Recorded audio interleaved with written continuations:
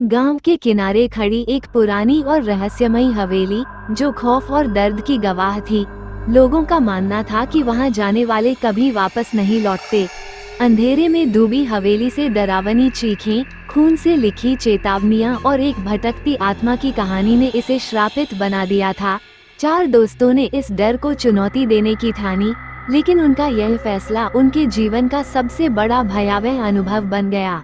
अब एक जिज्ञासु युवक रवि ने इस रहस्य का पर्दाफाश करने का संकल्प लिया, लेकिन क्या वह भूतिया हवेली के खौफनाक सच को उजागर कर पाएगा? कहीं न कहीं बात हिंदी हॉरर स्टोरी। भूतिया हवेली का खौफ। एक रात गांव के चार दोस्त राहुल, समीर, पूजा और नेहा खुद को साहसी साबित करने के लिए उस हवेली में जाने का फैसला करते हैं। डर कैसा? राहुल ने कहा, लेकिन उसकी आवाज में हल्की सी घबराहट छुपी हुई थी। कुछ भी नहीं होगा, भूत वूत कुछ नहीं होता, पूजा ने हंसते हुए कहा। रात का समय था, चारों के हाथ में सिर्फ एक टॉर्च थी।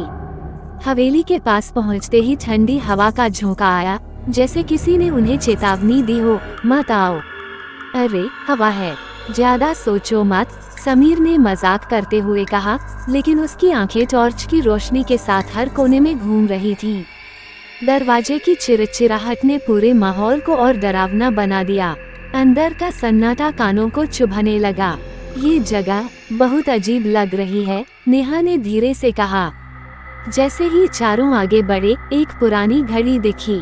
वो बंद थी, लेकिन जैसे ही उन्होंने उसे छुआ, वो अचानक ठक ठक की आवाज करने लगी।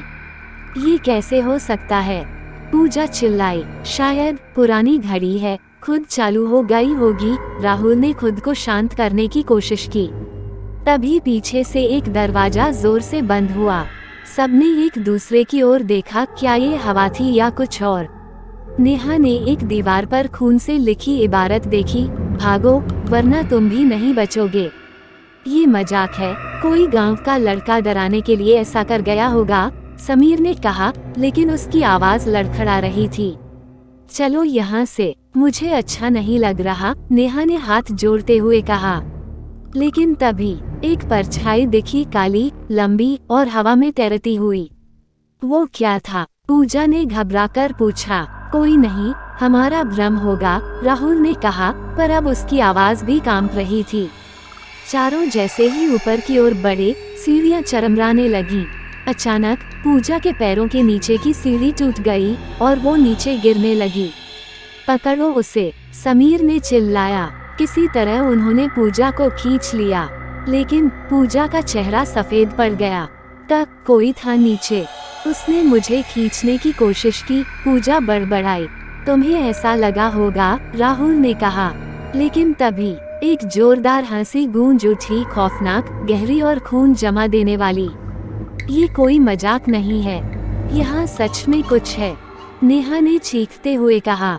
चारों ने दौड़कर हवेली छोड़ने की कोशिश की, लेकिन दरवाजे खुद ब खुद बंद हो गए। हम फंस गए हैं, समीर चीखा। कोई ना कोई रास्ता होगा, ढूंढो, राहुल ने कहा। लेकिन जैसे ही उन्होंने दरवाजा खोलने की कोशिश की, वही काली परछाई उनके सामने आ गई। अब वो सिर्फ परछाई नहीं थी, उसकी लाल आंखें चमक रही थीं। तक कौन हो तुम? राहुल ने कांपते हुए पूछा। उस परछाई ने जवाब दिया, तुमने मेरी नींद खराब की है, अब इसकी सजा मिलेगी। भूत ने बताया कि वह इसी हवेली की पुरानी मालकिन थी। उसके परिवार को धोखे से मार दिया गया था और उसकी आत्मा बदले की आग में जल रही थी। मैंने किसी को कुछ नहीं किया, हमें जाने दो, नेहा ने रोते हुए कहा। जाना है तो पहले मेरी कहानी सुनो, भूत ने चीखकर कहा। उसने दिखाया कि कैसे उसका पति उसे हवेली में बंद करके चला गया था। भूख, प्यास और दर्द ने उसकी जान ले ली और तब से वो यहाँ फंसी हुई थी। चारों दोस्तों ने भूत से माफी मांगी और उसकी आत्मा को शांति देने का वादा किया। हम तुम्हारी मदद करेंगे, पूजा ने कहा। कोई नहीं कर सकता, अब तुम भी यहाँ रहोगे, भूत ने जोर से चीखा और हवेली हिलने लगी। आखिरकार दोस्तों ने हिम्मत जुटाई और भगवान का नाम लेकर दरवाजे की ओर दौड़े। लेकिन जैसे ही उन्होंने दरवाजा खोला, सब अंधेरा हो गया। गांव वालों ने जब राहुल, समीर, पूजा और नेहा के लापता होने की खबर सुनी तो पूरे गांव में खौफ फैल गया। कोई भी उस हवेली के आसपास जाने की हिम्मत नहीं कर रहा था। लेकिन इसी गांव में एक आदमी था, रवि, जो भूत प्रेत की कहानियों पर यकीन नहीं करता था। ये सब डराने की बातें हैं, मैं सच का पता लगाऊंगा, रवि ने गांव वालों से कहा। रवि ने तय किया कि वो अकेले ही उस हवेली में जाएगा। उसने अपनी जेब में भगवान की मूर्ति, एक लोहे की छड़ी और एक पुराना तावीज रखा। अगर कुछ हुआ भी तो मैं निपट लूंगा, उसने खुद को दिलासा दिया। जैसे ही रवि हवेली के पास पहुंचा, उसकी रीढ़ में एक ठंडी सिहरन दौड़ गई। हवा में एक अजीब सी सन्नाटे की गूंज थी। कौन है यहाँ? रवि ने ऊंची आवाज में पूछा, पर जवाब में सिर्फ सन्नाटा था। हवेली के अंदर घुसते ही रवि ने देखा कि फर्श पर अजीब से निशान बने हुए हैं, मानो किसी ने खून से चिन्ह बनाए हों। ये क्या है? कोई तांत्रिक क्रिया, उसने सोचा। वो आगे बढ़ा और टॉर्च की रोशनी दीवारों पर डाली। दीवारों पर खरोंच के निशान थे, जैसे किसी ने अंदर से बाहर निकलने की कोशिश की हो। तभी पीछे से एक आवाज आई, कौन हो तुम? रवि ने मुड़कर देखा, लेकिन वहाँ कोई नहीं था। ये मेरी आंखों का धोखा है, उसने खुद से कहा। जैसे ही रवि सीढ़ियों के पास पहुंचा, एक परछाई उसकी टॉर्च की रोशनी में झिलमिलाई। इस बार वह परछाई पहले से ज्यादा साफ थी, लंबे बाल, सफेद साड़ी और गुस्से से लाल आंखें। तुम क्यों आए हो? परछाई ने गरजते हुए पूछा। मैं सच जानने आया हूँ। उन चारों का क्या हुआ? रवि ने साहस जुटाकर पूछा।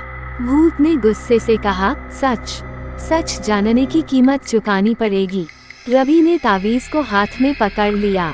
मैं तुम्हारे डर से भागने वाला नहीं हूँ, बताओ तुम्हें क्या चाहिए? भूत ने कहा कि उसकी आत्मा को शांति चाहिए, लेकिन यह आसान नहीं होगा। मेरे बदले का एक टुकड़ा अभी भी अधूरा है। जब तक उसे पूरा नहीं किया जाएगा, तब तक कोई भी यहाँ से बाहर नहीं जा सकता। तुम्हारा बदला किससे? रवि ने पूछा। भूत ने बताया कि उसका पति, जिसने उसे इस हाल में छोड़ा था, इसी गांव में किसी और नाम से रह रहा है। उसे मेरे सामने लाओ, तभी मैं इन सबको जाने दूंगी, भूत ने हुक्म दिया। रवि ने गांव लौटकर गांव वालों को सब कुछ बताया। सबने उसे पागल समझा, लेकिन एक बूढ़ी औरत ने धीरे से कहा, वो आदमी शायद रामनारायण हो सकता है। वो भी तो अचानक यहाँ आकर बस गया था। रवि ने रामनारायण का सामना किया। सच बताओ, क्या तुम वही हो जिसने अपनी पत्नी भूतिया हवेली का खौफ